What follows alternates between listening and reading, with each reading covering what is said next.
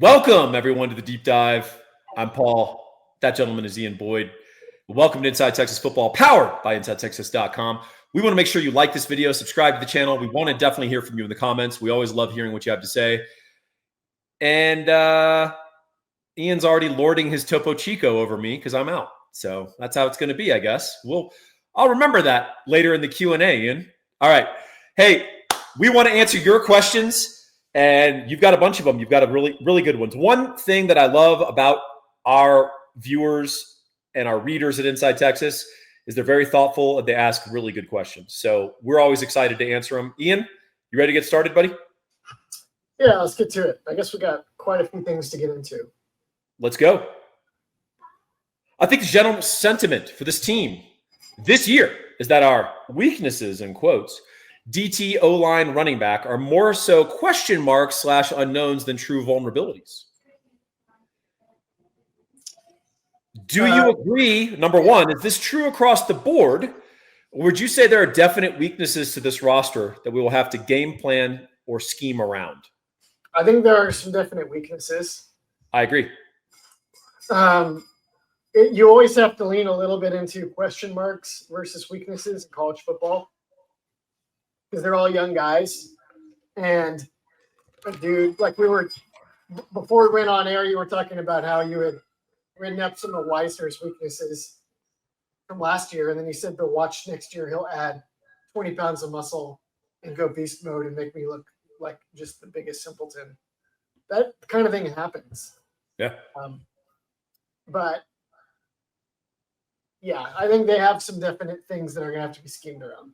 Well, we were also deprived of a spring game, so we couldn't really get eyes on some of these guys where you can go, okay, now I see their developmental trajectory.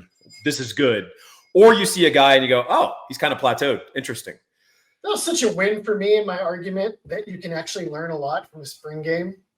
And then such a huge L for me because now I can't learn anything from a spring game because nobody does them anymore. Yeah, I don't have deep insights into Connor Stroh right now, Ian. I'm sad to confess. And a spring game would have been helpful. That's such an edge for an offseason analyst. All right, so what do you think are the larger weaknesses or vulnerabilities? And he specifically, let's limit it to the DT O-line running back conversation. Well, I was going to say coverage in the secondary. Well, let's limit it to what he wants to talk about. Sure. What do you think? I think the definite weaknesses are, I don't know if they have anybody that's like a real game changer at running back. I don't know if you can lean into that. And then I don't think you should count on dominating anybody with the O-line. Anybody really good. You're going to need another gear for the top defensive fronts. I don't think they're going to be able to we're going to do what we do when they play the best fronts. You? Yeah, I noticed you omitted defensive tackle, which has been a big source of consternation in the offseason. I kind of feel like we just threw enough bodies at this that we're going to create a pretty good floor. Yeah. No one's expecting a combo of Murphy and Sweat or Collins and Broughton or even Ojimo, as your third guy. But I do think that we've got enough bodies that we can figure this out. I would encourage everyone to think of this big DT room as a big tryout rather than tenure. So some of these guys are 1-year rentals. We know who those are. But the rest of the guys, they're here to audition. And if the audition doesn't go great, you'll see them transferring out next year. So that's what we brought in 5 so we can find 2 or 3, if that makes sense. I think we know that they're going to be able to get in the way in the run game and not get just mauled by the vast majority of teams. And then I wanted to say that I don't know if interior pass rush is going to be a strength, but I'm not confident yet to say it's a weakness because a couple of the guys are more question marks there. Like if Murad Watson or maybe Justice Terry or even I don't know, maybe even like Travis Shaw were actually pretty good in the pass rush. You'd be like, oh, wasn't counting on that, but it doesn't shock me. Yeah, I think the main thing for these guys is I just want to see the pocket displace I don't care about their ultimate stats. Yeah, yeah. I think you want that pocket to collapse a little because we're going to have withering pressure potentially coming from the edges and from our blitzers. We've talked about this before, but we have an assortment of guys who are 6'3", 240 and can run like a cheetah. And that is not a fun thing for an offense to face. But you can step up in the pocket and have these guys fly by you if you don't get that collapse on the interior. So we really have a premium on getting those guys to work that center and those guards back into the quarterback's face so he can't flee forward to elude some of our chasers. Running back, I'm in agreement with you. We were ranked 3rd in Pro Football Focus behind Notre Dame and Penn State preseason. I think that's absolutely nuts.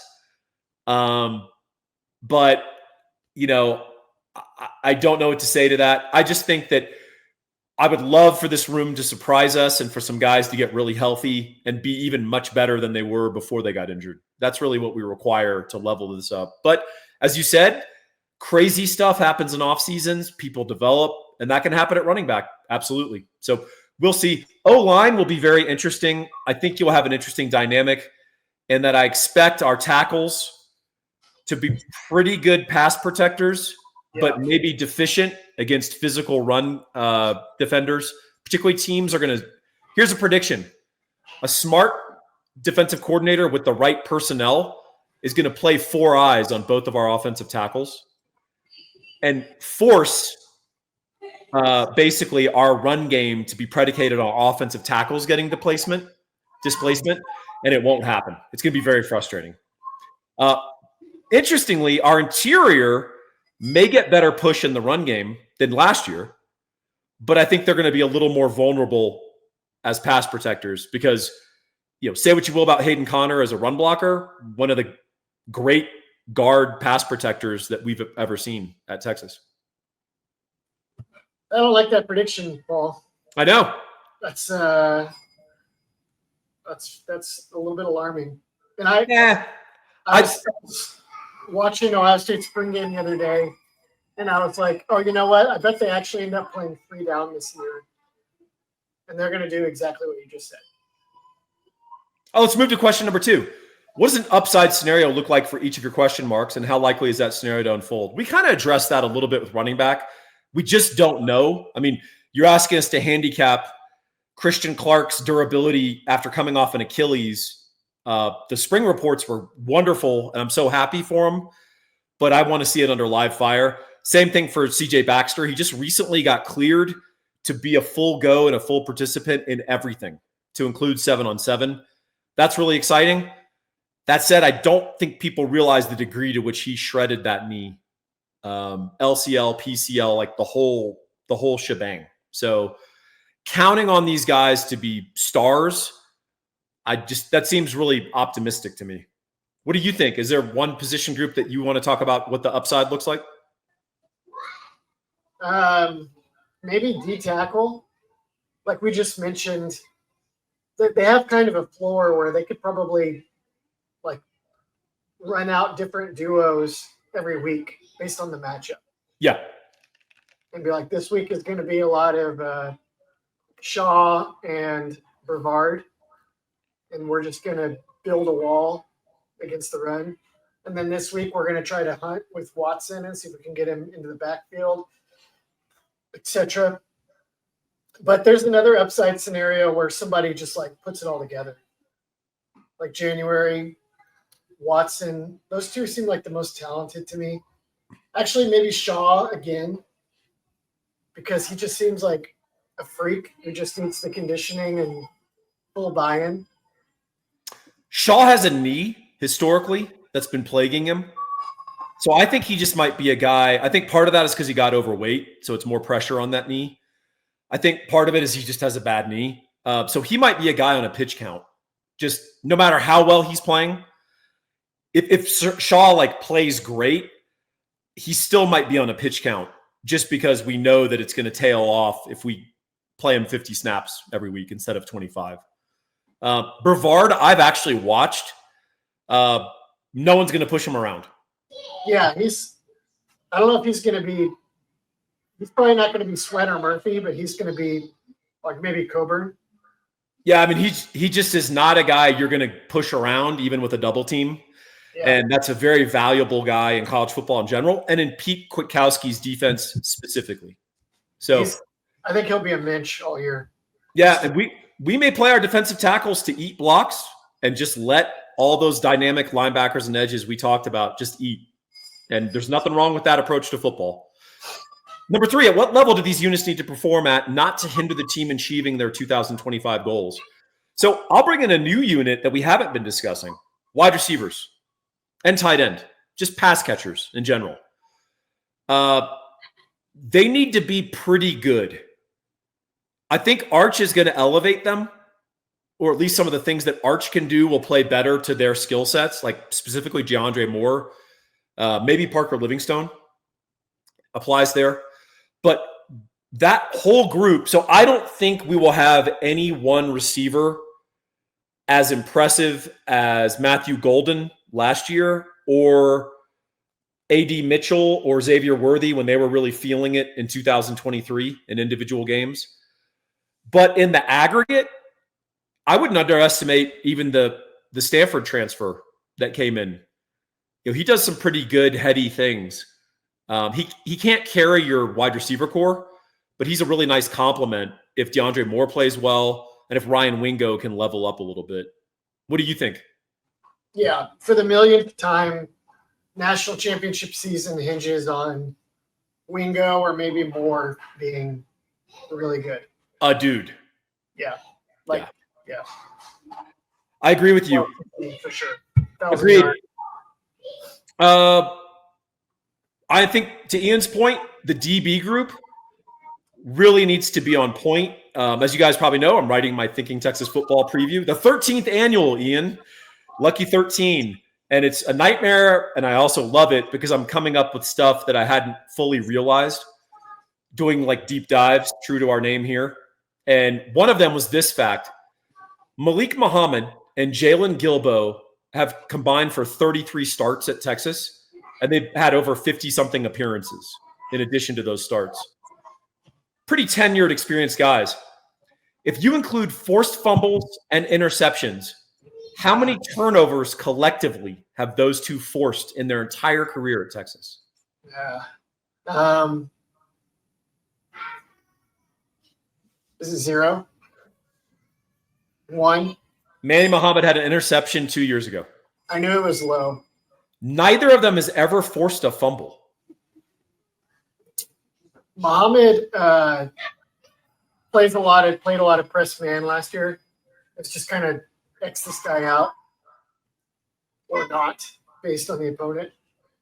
For Gilbo, it's much more damning, I think, right? Because he was in the nickel. He was in the middle of the field every snap. Well, and I also just think active, hard-hitting, or opportunistic playmakers find a way to take the ball. Yeah. You know, Michael Taft hits guys really hard, and sometimes they fumble. Yeah. You know, Taft breaks on a ball across the field just because his instincts say to do it, and he ends up with an interception. Makuba, of course, was wonderful at it. Jahdae Barron, turnover monster. I think we will have a couple of guys who are big turnover creators. Derek Williams, if he's back healthy, Jelani McDonald. But that is something interesting about Gilbo and Muhammad in that they're more parts of the system than potential playmakers, at least to date. If you want to win a national title, our secondary needs to turn people over. They can't just be in the right spot. Well said. Thank you. Let's move on. What are the things to look for in a running back recruit that mark them as a real difference maker, Bijan, and not just a very good running back, Jonathan Brooks? Yeah, I love this question. We both dislike Jonathan Brooks as the example of just a very good running back. I think Brooks, when you look back at him in history, like 10 years from now, you're going to see something similar to like when we went from Vince Young to Colt McCoy. And like people eventually realized Colt McCoy was awesome. But you go back and watch Colt McCoy now, like 15 years removed, and you're like, Colt McCoy was an elite athlete for a quarterback. Yeah. But he did not look that way. Especially if you're like me and you were younger and newer to football, and you're watching him right after Vince Young. I think Jonathan Brooks will have a similar. If you watch him in the future, you'll be like, boy, Brooks was awesome.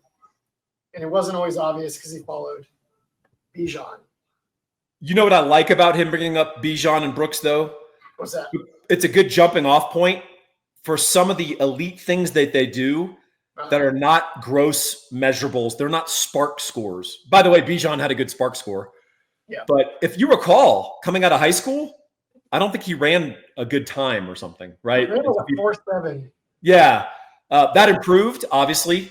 Yeah. But also, it didn't really matter because if you were seeing what he can do, his quickness, agility, all that is just so remarkable at his size that I think they're actually great running backs to talk about if you're sort of a connoisseur of running back evaluation. And so the gross measurables matter insofar as we can't take a guy who runs a 4.9 and weighs 180 pounds, right? It's just not work. I don't care what his other traits are. It ain't working. However, what it reminds you of is it's not always those spark scores and the gross measurables for a running back, particularly in high school, that are the difference makers the next level up. The difference makers are contact balance, vision, ability to know when to go fight for a tough yard and when to bounce it out. Because let's face it, Ian, if you're a 4 or 5 star high school running back, it's almost always time to bounce it out, right? But you want that guy who understands, no, it's 3rd and 3. I got to bury my head and my shoulder pads and get the hard 4. Yeah. But I think for me, contact balance is huge. The ability to break tackles is the most important and least talked about and underrated trait in running backs. I got a different one. Although that one's very good. Do you remember when Madden had this one year where they had like the quarterback vision? And you could only see the field clearly if you put the quarterback's vision if you put that part of the field within his vision. And like if you played with Tom Brady, it was like super wide and you could see him. And if you played with like I don't know, I played with Ben Roethlisberger and they did not think that much of his. Yeah. I think running backs have a similar range of gaps they can reach. And if they go left and they start going left, like for some it'll shrink, for some they can still get back to the right. And that sort of lateral ability to jump cut or just move sideways and be able to threaten multiple gaps so that you can wait for linebackers or whatever to commit and wait for the blocks to develop. That is something that we watched and we saw on Bijan and Brooks' film. Yep. And also on Clark's film, Christian Clark. That's what the most exciting thing about him to me was those guys for whom the range of gaps that they can hit as the play advances stays wide. The guys that go really fast through a hole in high school and then they just blow by everybody, it's like that's not going to happen. You're not going to get straight line paths against good teams. You have to create them. That's important you mentioned this because this is in the context of evaluating for high school.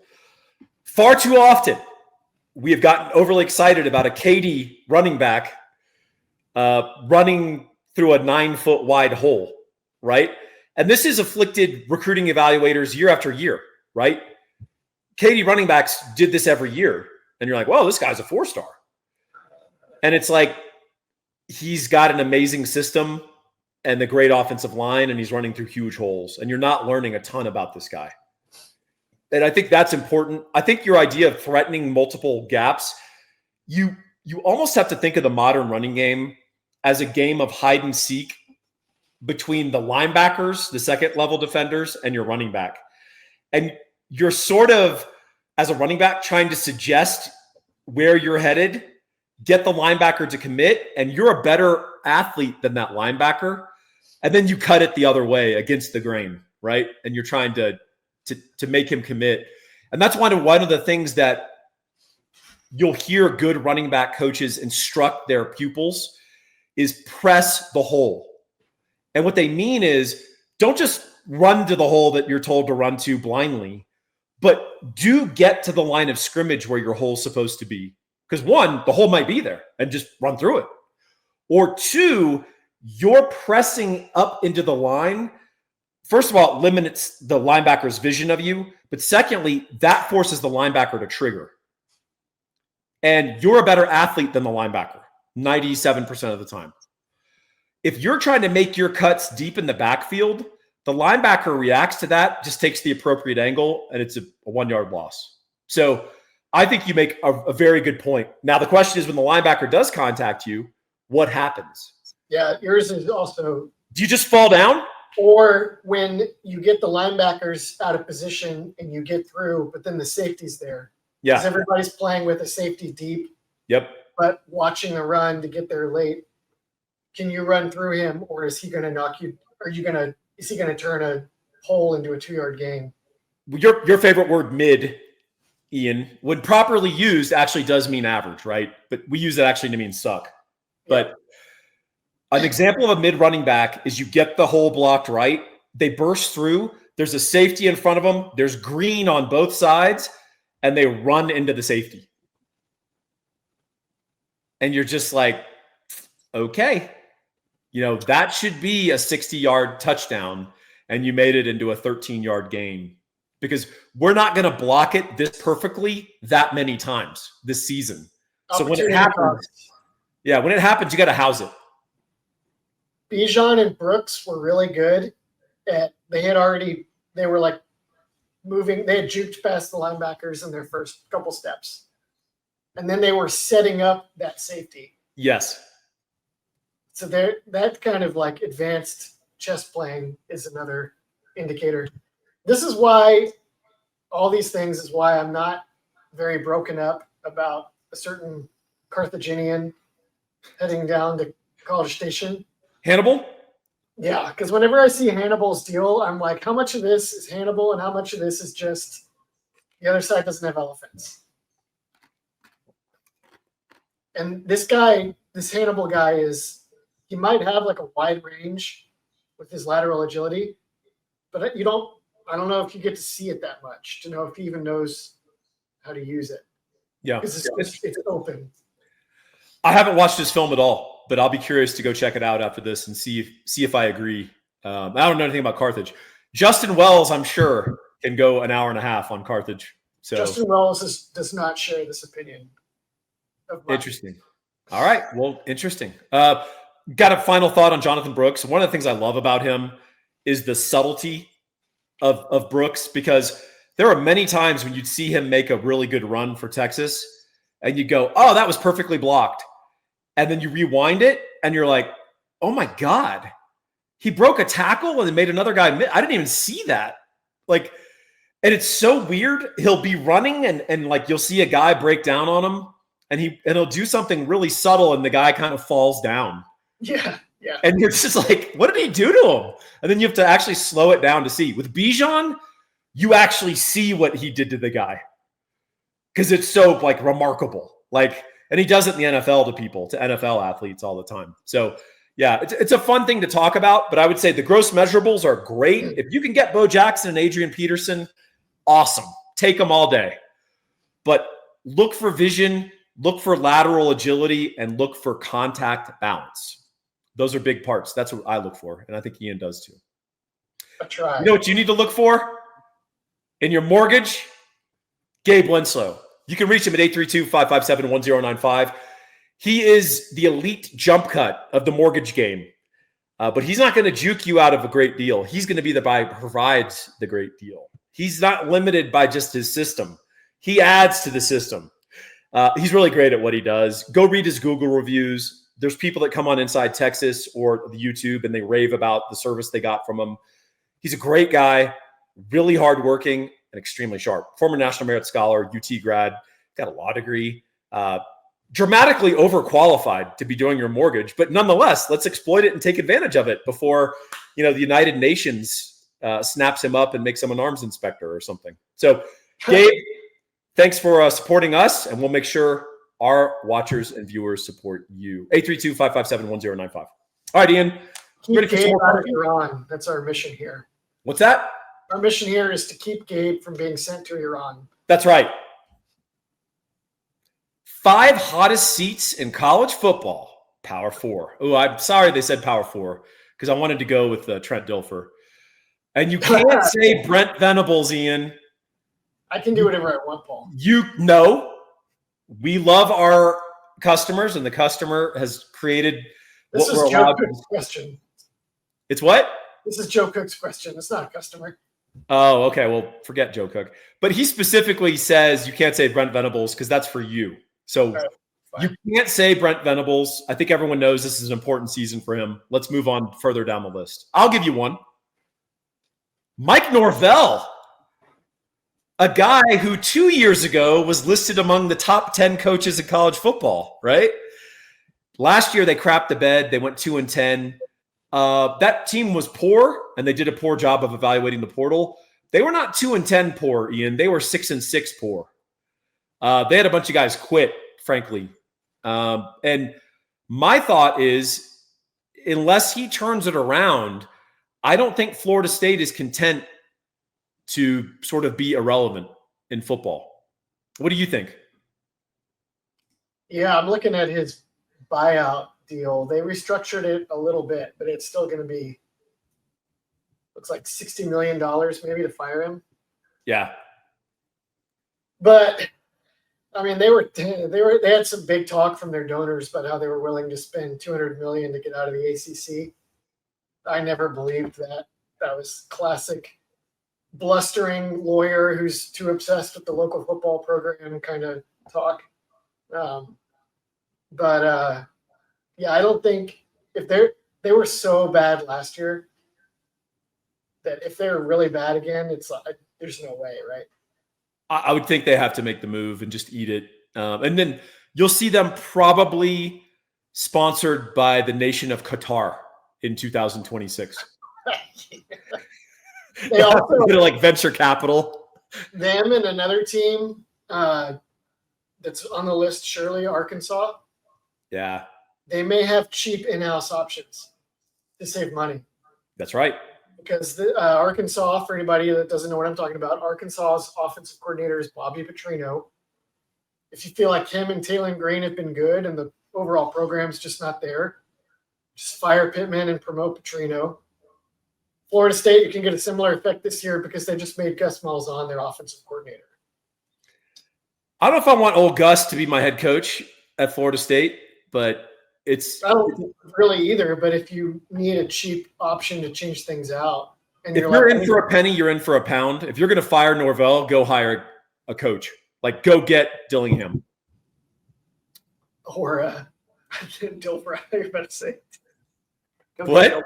Go get Dilfer. You go get Trent Dilfer. You load up the Brinks truck, and you don't let him say no. Let me give you another one, Ian. Not far from your old neck of the woods. Luke Fickell at Wisconsin. What a tremendous disappointment he's been. And a very interesting example of a head coach who elevated himself at Cincinnati. Elevated them into the playoffs, right? But if you look at his staff, you start to realize maybe this is what elevated him. It's guys like Marcus Freeman. It's guys like, just an incredible Cincinnati staff. And you'd say, well, he gets credit for creating that staff. Well, when he went to Wisconsin, he did not recreate that staff. He hired a spread coach to coach, to be his OC at Wisconsin, no huddle spread. We're going to throw the ball around, completely not reading the room on your local genetics and your local culture, right? Yeah. And just completely botched it. And here's the kicker, Ian. Wisconsin, by far the hardest schedule of any Big Ten team. Not even close. So the only thing is he went this time and he got Jeff Grimes to replace. He did. I love that fit. A lot of zone and outside zone, right? As long as they have, and it is conducive to using fullbacks and tight ends if you want, which they very much could. Yeah, that was weird. That when they hired Fickell for a huge pile of money, I was like, wow, I can't believe Wisconsin pulled that off. What a coup. And then he hires Phil Longo, and I was like, oh no. Well, they also had Jim Leonard, right, on the staff who gets Wisconsin. They could have hired Jim Leonard as the head coach. He was the interim. Yep. And they're like, no, we can go get Fickell. Why would we settle for Jim Leonard when we could get Fickell? Yeah.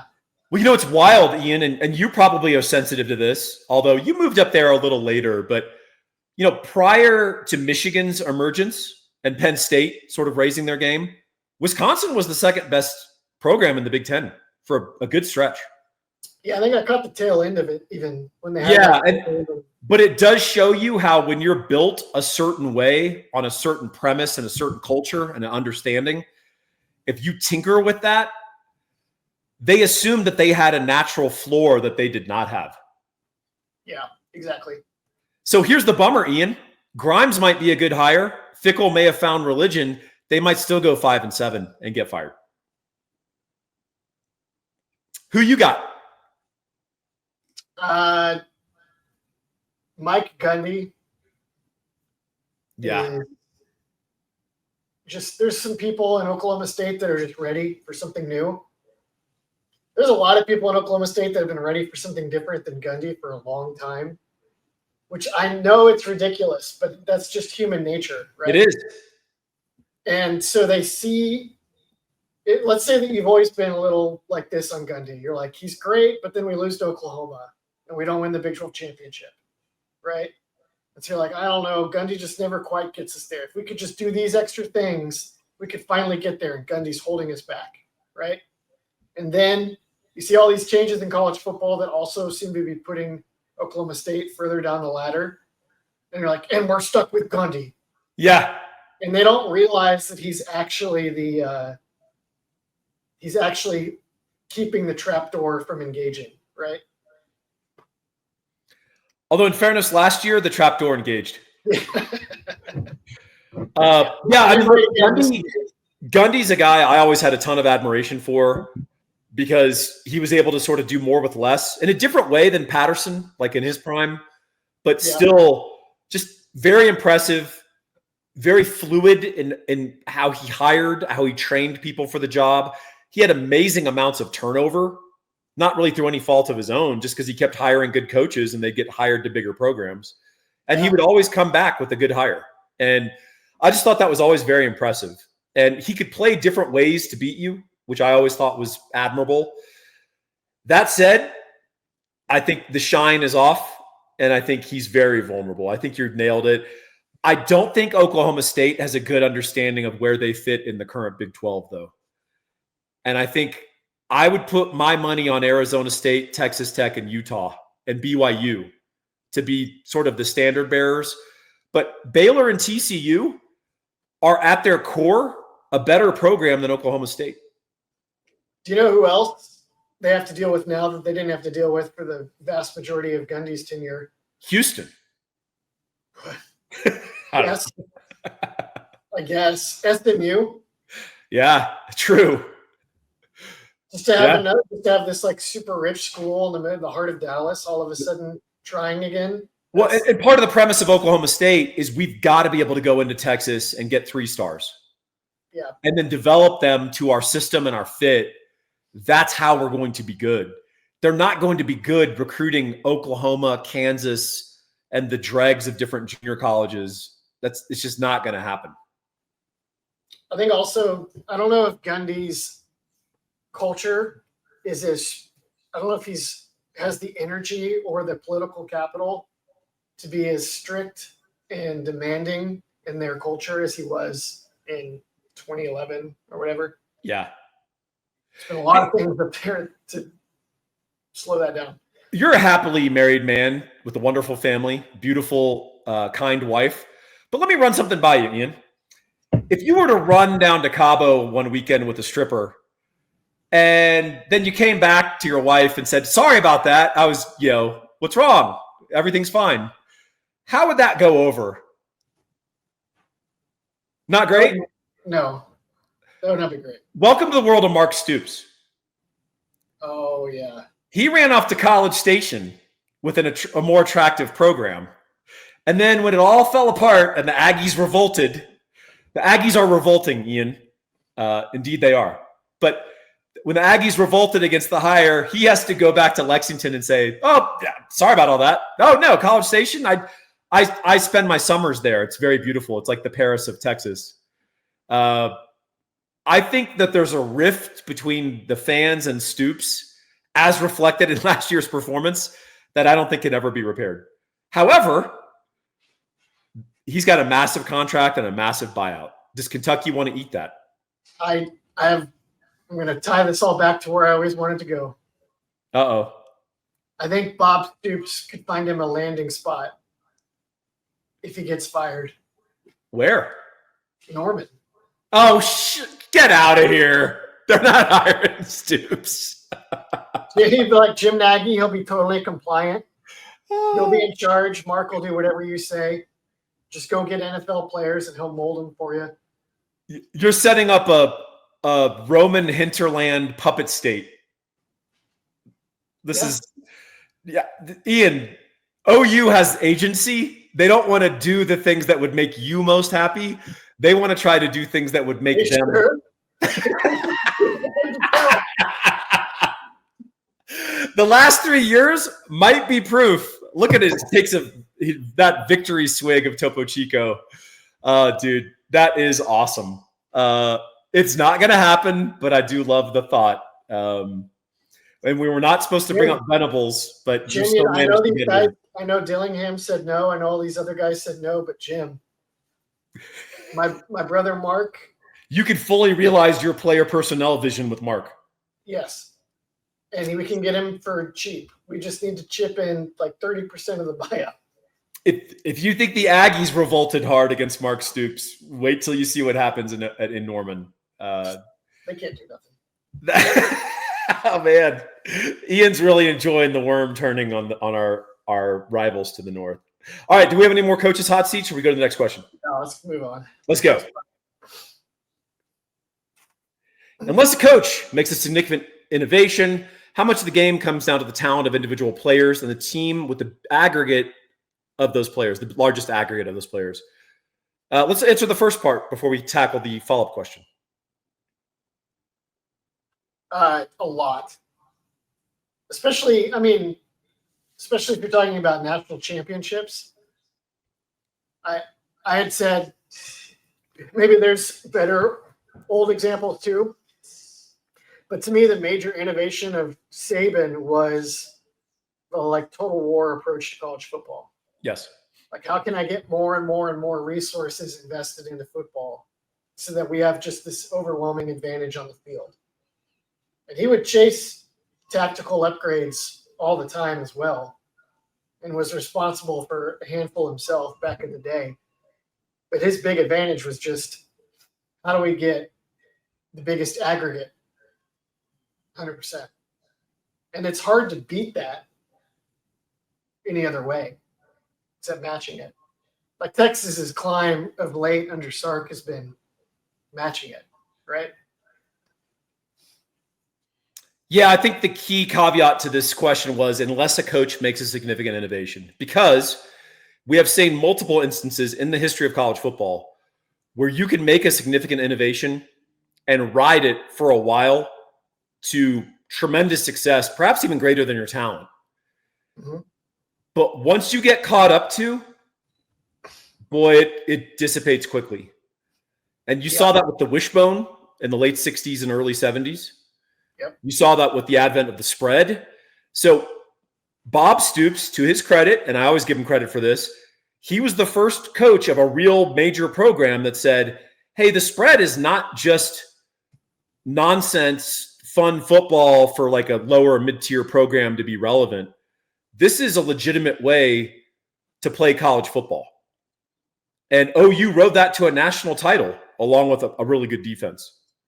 So also innovative. Sorry? They was also innovative on defense with speed and base nickel and things like that.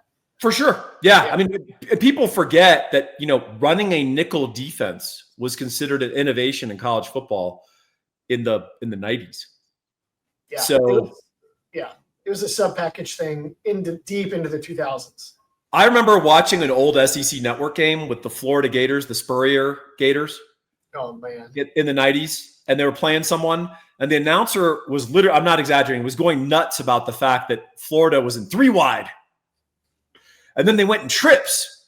How do you play that as a defense? There's 3 players on the same side. Now, Spurrier went to the NFL where that concept was not so innovative, and you saw the results that he had there, right? He went from being like this great college innovator to like just a guy in the NFL. And so he sensibly went back to college and had more success. But I do think that the talent of the players, look, it's the Jimmies and Joes. It's a huge deal. I will add one part to this because we tend to think of innovation just in terms of these big wrinkles. I'll also say don't underestimate the value of teaching someone to play their position really well. There have been some teaching innovations too. True. But I'll give you an example. Connor and I did a live Tuesday where we went over the most players in the NFL by program. Yeah. And Georgia, Ohio State, Alabama, Texas now is in the top 10. Amazing, right? That 23 guys getting drafted in 2 years will help you. Yeah. You know who was pretty darn respectable up in the top 20, 25? Iowa. Yeah. Well ahead of several other programs with much more talent. And I'll tell you what, they developed the hell out of defensive backs and offensive line, which is the most guys that you have on the field, right? Modern college football, you got 5 offensive linemen, you got 5 DBs. Those are the 2 most important position groups because you got the most of them on the field other than quarterback. Iowa's decided that quarterback does not matter, right? So you got a bunch of those guys. And then they also say the thing you notice about Iowa football players, it's not so much like these remarkable schemes. They just play their position really well. And that's clearly what their position coaches emphasize. Playing your job, playing your role correctly and intelligently rather than obsessing about schematic perfection. They also at Iowa emphasize not always to their own betterment techniques that the NFL wants. So that helps too. Yeah, but I mean, their program has had success. They teach it well. It's just funny that it doesn't help them win more. Well, I was just using the NFL as a corollary or a proof, but of what we already know is which Iowa wins a lot on the field, surprisingly, right? And this is one of the reasons. Follow-up question. What have been the biggest offensive and defensive innovations in the last 20 years? The spread, which is still within the last 20 years. Maybe RPOs in particular. I was going to go there.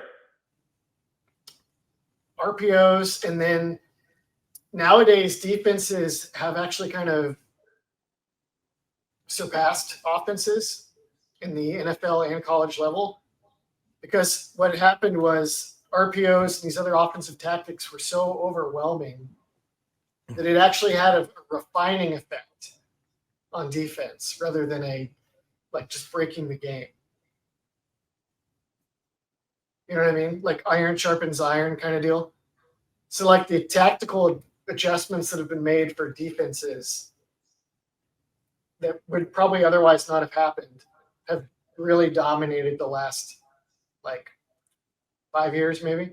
Well, I'm speaking to the author of Flyer of Football, available at Amazon right now.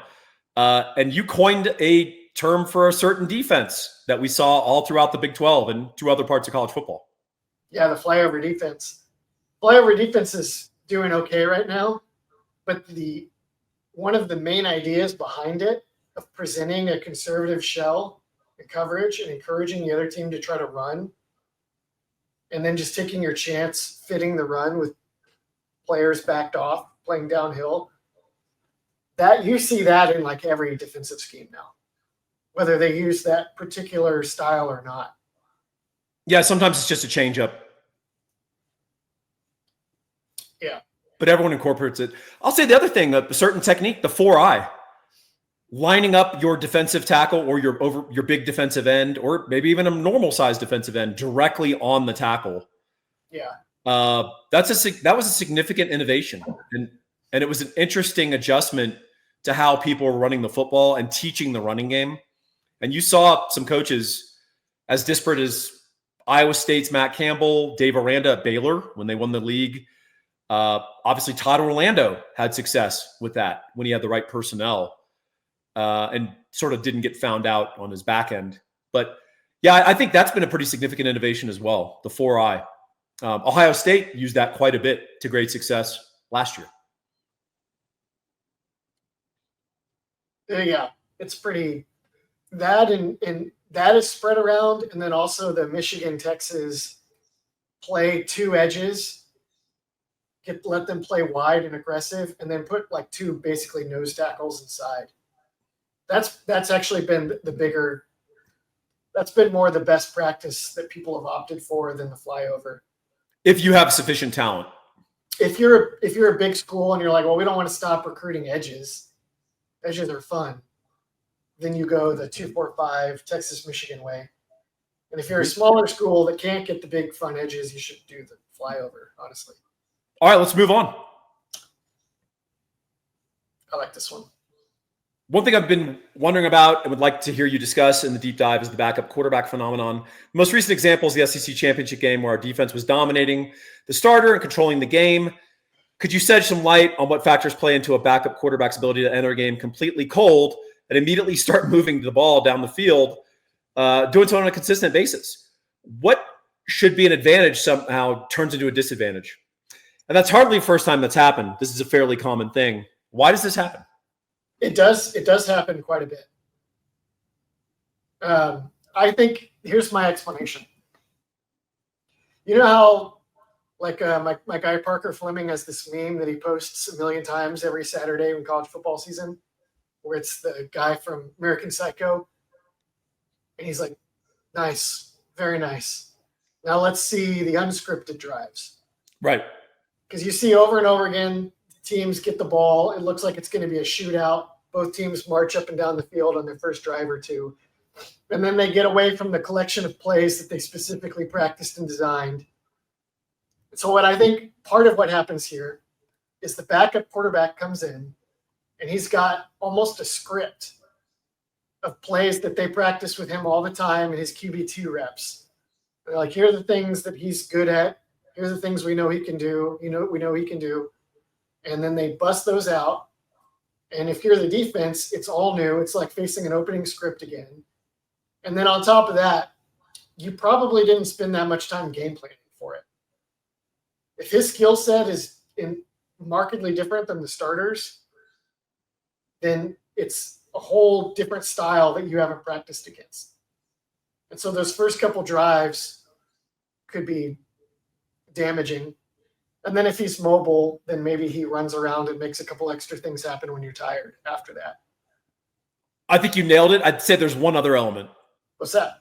As a defensive coordinator, when you see a new quarterback, your tendency is let's play base. Uh-huh. And some defensive coordinators go, no, there's blood in the water. Let's attack this guy. Let's make him prove that he can make a couple of throws that would punish us. But if you're in a close game, a defensive-oriented game, as we were against Georgia, your tendency is to go, all right, let's just run our base and see what this guy's up to.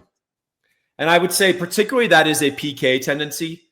So if you actually specifically go to that Texas-Georgia game, it's instructive. Georgia's was dominated in the first half. We somehow didn't get any points from it, but our defense dominated Carson Beck, right?